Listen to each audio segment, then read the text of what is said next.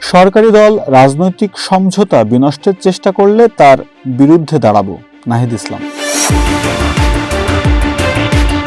সংবিধান সংস্কার পরিষদের শপথ না নেওয়া সহ বিভিন্ন বিষয়ে ক্ষমতাসীন দল বিএনপির দিক থেকে বারবার সংবিধানের দোহাই দেওয়া হচ্ছে বলে অভিযোগ করেন জাতীয় সংসদের বিরোধী দলীয় চিফ হুইপ ও জাতীয় নাগরিক পার্টির আহ্বায়ক নাহিদ ইসলাম। তিনি বলেছেন, অন্তর্বর্তী সরকার, ঐক্যমত কমিশন, এই নির্বাচন, এই সরকার সবকিছুকে সংবিধান দিয়ে ব্যাখ্যা করা সম্ভব নয়। সংবিধান অনুযায়ী তো এই নির্বাচন এই সময়ে হওয়ারই কথা ছিল না। সংবিধান অনুযায়ী অনেক কিছু হয়নি। আগে যা সংবিধান অনুযায়ী হয়নি তা বর্তমান সংসদে রেকটিফাই হওয়ার কথা ছিল উল্লেখ করে নাহিদ বলেছেন, সবার রাজনৈতিক সমঝোতার মধ্য দিয়ে সবকিছু এগোনোর দরকার ছিল।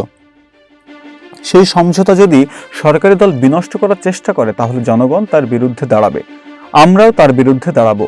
আজ রোববার জাতীয় সংসদের প্রথম অধিবেশনের দ্বিতীয় দিনের বৈঠক শেষে সাংবাদিকদের প্রশ্নের জবাবে একথা বলেন বিরোধী দলীয় চিফ হুইপ ও এনসিপি প্রধান নাহিদ। এ সময় তিনি বলেন, সংসদ আমাদের কার্যক্রমের একটা জায়গা, রাজপথ বা রাজনৈতিক জায়গাটা আরেকটা জায়গা। সেই জায়গায় আমাদের অবস্থান, কর্মসূচি ও বক্তব্য চলমান থাকবে।